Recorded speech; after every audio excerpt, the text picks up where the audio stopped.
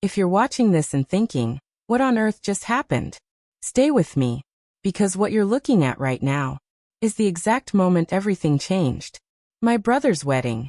He forbade me from wearing our late mother's jewelry, so I used my toast to reveal where her real will was hidden. They expected me to sit quietly in the back row, stripped of my heritage, silenced by obligation. They didn't realize that the microphone in my hand was about to dismantle their entire world. If you've ever had a family member try to rewrite history, to steal what belongs to you and smile while doing it, then you already understand why I'm here. You already know what it feels like to watch someone take a bow for a story they didn't write. This is what happens when the truth finally takes the stage. Before we go back to that ballroom and uncover the exact moment everything shifted, drop a comment right now and let me know where you're watching from. I read every single one. And if you're new here, if raw stories of patience, poetic justice, and quiet power are what you came for, hit that like button, subscribe, and turn on the notification bell. Let's go. This is my mother's necklace.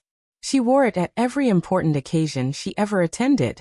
Her wedding, my brother's christening, my graduation, the last family dinner we ever had together before the diagnosis. When she passed, she didn't leave many things behind. She wasn't a woman who measured love in possessions. But this, she kept this in a velvet pouch on her nightstand, every single night, until she couldn't anymore. I thought wearing it today would be a way to bring her into the room, to let her be part of a day she would have given anything to see. Take it off. He didn't say hello. He didn't ask how I was doing. He walked straight in, looked directly at the necklace, and said those 3 words. My wife is the only one honoring her memory today. You're just a guest. Don't cause drama. He slammed his palm on the dressing table and walked out. I stood there for a moment, just breathing. I looked at the necklace one more time, and then very calmly, I unclasped it, folded it carefully, and slid it into my pocket. I looked at myself in the mirror, and I said 2 words. Understood, brother. But here's the thing he never understood. The necklace was never the point. I want to take you back 5 years. Because none of what happened in that ballroom makes sense without understanding what the 5 years before it looked like. My mother was diagnosed with a degenerative illness 3 months after my brother got engaged. Timing, as they say, is everything. The engagement party was lovely. The whole family gathered. My brother and his fiancée glowed. And 3 days later, a doctor sat across from my mother and used words like progressive and irreversible, and we'll manage the symptoms as best we can. I was in that room. My brother was not. Over the next 18 months, as my mother's condition declined, a very clear pattern emerged. I moved my schedule around hers. I was there for appointments, for medication changes, and for the nights she couldn't sleep and needed someone to just sit with her. I coordinated with her medical team. I managed her insurance paperwork. I organized the shift for the hospice workers. I did the grocery runs, the prescription pickups, and the quiet 3 a.m. phone calls when she was frightened. My brother visited twice in 18 months. Both times his fiancée came with him. Both times, they stayed less than 2 hours. And both times on the way out, the fiancé made a comment about the antique furniture in the hallway, and whether it would look better in their new apartment. I didn't say anything. I just noted it. My mother passed on a Tuesday morning in October. She was at peace. I was with her. Her final words to me were quiet, and I'll carry them for the rest of my life. She told me she was proud of who I had become. She told me she hadn't forgotten. What she hadn't forgotten, I would only understand later. Within 3 weeks of the funeral, my brother presented what he called the will, a digital document, printed from a PDF, signed supposedly during a period when my mother's motor function had already deteriorated significantly. The document left everything, the property, the investments, the estate accounts, entirely to him. I asked to see the original. He said it had been filed electronically. I asked for the attorney's name. He gave me a name I'd never heard before. I asked for contact information. He said the firm had since dissolved. Every question I asked, he had an answer. And every answer was just slightly too smooth. I didn't cause a scene at the funeral. I didn't confront him at the wake. I went home, sat at my kitchen table, and started making a list. My mother had two things on her nightstand for the last year of her life. The necklace and this. A small velvet pouch. Inside it, a folded piece of paper with a series of numbers and a single sentence written in her handwriting. For when you need it. My brother saw the necklace. He fixated on the necklace. He made the necklace into a symbol of control today, because the necklace was visible and beautiful, and something he could dominate. He never thought to ask about the pouch. And that right there, was his most expensive mistake. Have you ever sacrificed everything for someone? Your time, your sleep, your own plans, and then watch someone else take the credit and the inheritance? You're not imagining it. Drop a comment. I see you. And stay with me, because we're not done yet. While everyone around me was on their second glass of champagne, I was thinking about filing dates. I want to walk you through exactly what I did in the 48 hours before this wedding. Not because I want to seem clever, but because I want you to understand that what happened at that podium was not impulsive. It was not emotional. It was not drama. It was architecture. 6 days after my mother passed, while my brother was already in conversations with real estate agents about the property, I went back through my mother's papers. Not the recently filed ones. The old ones. The ones from before she got sick. I found a name. A firm letterhead. A phone number written in blue pen on a card tucked inside an old planner from 4 years ago. I called the number. The attorney answered on the third ring. He had not dissolved. He had not retired. He was very much still practicing. And when I told him my mother's name, there was a pause on the other end of the line. And then he said, "I've been wondering when you would call." We met the following morning. He had a file. An original file, not a digital copy, a physical, bound, notarized document, signed in his office 14 months before my mother's death, with 2 independent witnesses whose names I recognized. It was the real will. The document my brother presented as the will had several problems that only became visible once you knew what to look for. The notary seal was issued from a county office that had not processed estate documents in over 2 years. They had transferred jurisdiction. The witness signatures were dated on a day when one of those individuals could be proven to have been out of the country. The digital filing timestamp didn't match the metadata embedded in the document itself. In short, the document my brother used to claim the entire estate was a forged draft. A version my mother had written early in the process, and then superseded with the real, updated, attorney-held copy. The will told a different story entirely. A story that included me. 2 days before the wedding, the attorney and I filed a formal challenge with the district court. We submitted the original document, the forensic comparison of the 2 versions, and the signed affidavit from both original witnesses. 24 hours before the wedding, the court acknowledged receipt. At 4 o'clock in the afternoon on the day of the wedding, 2 hours before the reception, the attorney's office hand-delivered a certified copy of the original will and the formal fraud notice to the district attorney's office. I attended the wedding. I sat in my assigned seat. I ate my starter. I smiled at the right moments. I waited. There's something else worth understanding here. My brother's confidence, his absolute, airtight certainty that he was untouchable, had led him to spend significantly. The venue had been booked on a line of credit secured against the estate. The honeymoon suite. The photographer. The imported floral arrangements. The designer dress. All of it was tied in some way to finances that were not legally his. He had built a cathedral on a foundation he'd stolen. And he had invited everyone he knew to come and admire it. Watching someone celebrate on a foundation of lies is a very particular kind of pain. It isn't rage. It's something quieter than that. A deep, hollow ache that comes from knowing the truth and carrying it alone. But I wasn't alone anymore.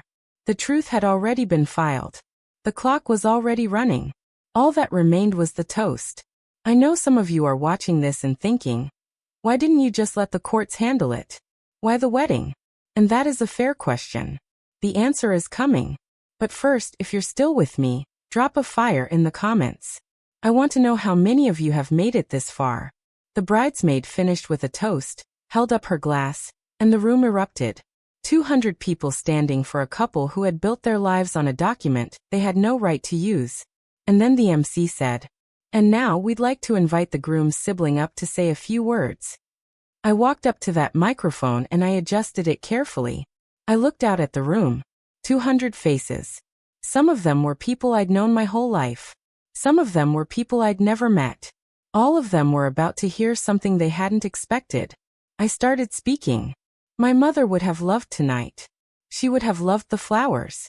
She had a weakness for orchids. She would have cried at the first dance. She cried at everything that mattered. She would have looked at this room full of people and felt, I think, that the world was basically good. Someone at a nearby table smiled. The mother of the bride pressed a handkerchief to her face. The brother was glowing. My brother wanted today to be unforgettable. He put enormous thought into every detail of this evening. He even took steps, this very afternoon, to make sure that nothing would disrupt the way he wanted this day to be remembered. He even forbade me from wearing our mother's jewelry today, because he said he wanted to preserve her memory. So let's talk about her memory. Let's talk about her biggest secret, the one she kept hidden very deliberately, for exactly this kind of moment. Our mother had a will. A real one. Not the digital document submitted to the estate court 3 weeks after she passed.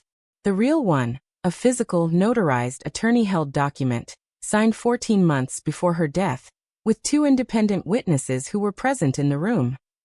The document used to claim this estate, to fund this wedding, this venue, the apartment my brother and his wife moved into last year, was a forged draft.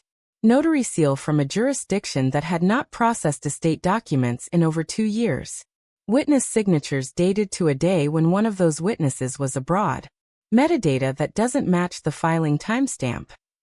The safe deposit box number is 4471, held at the branch on Clement Avenue, under our mother's name with secondary access granted to the estate attorney of record, whose name and contact details have already been submitted to the district court along with the certified original. A certified copy of the original will and a formal fraud notice were hand-delivered to the district attorney's office at 4 o'clock this afternoon. Happy wedding. I did not look back. I did not run. I walked through that ballroom at exactly the same pace I had walked in at, and I exited through the side door into the car park. Inside, behind me, the sound of 200 people trying to understand what had just happened. Out here is quiet. I've been asked since then, whether I regret it, whether I think about the guests who were caught in the middle, whether I feel guilty for choosing a wedding as the venue for a legal reckoning. And my honest answer is no, not because I'm cold, but because I thought about it for a very long time. I considered going through the court silently, letting the process work in the background, never saying a word publicly. And then I remembered standing in that dressing room while my brother slammed his hand on a table and told me not to cause drama. I remembered my mother's final months. I remembered who was there and who wasn't. There is a version of justice that happens in silence, and there is a version that happens out loud. This one needed to be out loud. The legal process moved relatively quickly, given the quality of the evidence. The estate attorney's original document was authenticated by the court within 6 weeks of the filing. The forged document was formally declared invalid. The wedding venue launched a civil claim against my brother and his wife for the unpaid line of credit, which had been secured against estate assets they did not legally own. The honeymoon costs, the apartment deposit, several months of expenses, all of it became subject to audit. The forensic accountant assigned to the case found records of transfers made from the estate accounts in the months immediately following my mother's death. Transfers made before the court had even processed the probate filing, before the document had been officially accepted. The word the attorney used was systematic. The wedding, the life they had built, none of it had been built on love or hard work or good choices. It had been built on a calculation. And the calculation had failed. My phone rang from an unknown number. 11:47 at night. I answered. It was my brother. He was crying. Not the controlled, performative upset I'd seen from him at the funeral, when people were watching.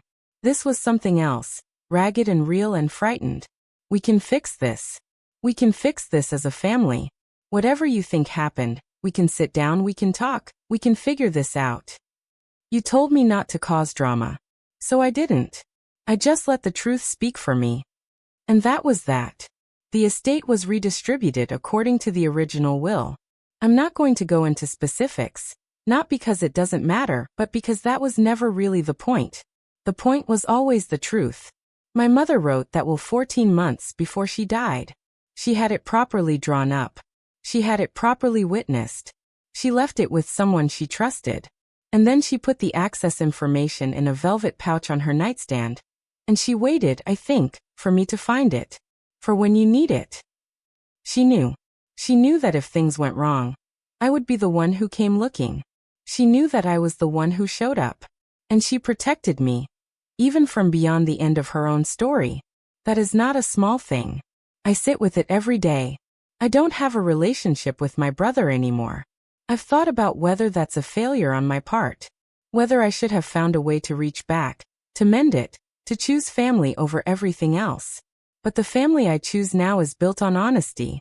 And my brother's version of family required me to be small and silent and grateful for whatever scraps were left over once he had taken everything he wanted. That is not family. That is management. And I am not interested in being managed. Here is what I've come to believe.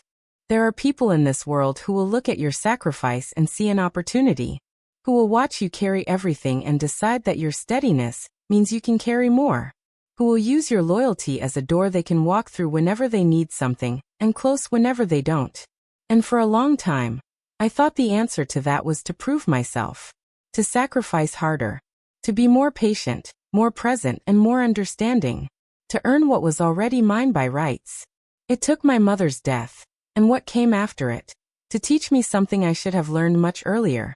You cannot earn love from people who have decided not to give it. You can only build systems, real, documented, institutional, legally binding systems, that protect you when the love fails. My mother understood that. That velvet pouch was not just a set of coordinates. It was a message. It said, I see you. I knew you'd be the one. And I made sure you'd be okay. I think about that a lot. If you are in a family where your presence is taken for granted and your absence would be the loudest thing in the room. Hear me. You are not invisible. You are foundational. And foundational things deserve to be protected. Walking away from toxic blood is not cruelty. It is not failure. It is not giving up on family. It is survival. And sometimes it is the most loving thing you can do. For yourself. And for the memory of everyone who actually loved you back. If this story stayed with you, share it with someone who needs to hear it. Not as a weapon, as a reminder. A reminder that the truth has patience. That quiet people can have iron spines. And that sometimes the most powerful thing you can do is simply wait for the right microphone. Hit subscribe so you don't miss the next one. And if you're new here, welcome. There's a lot more where this came from.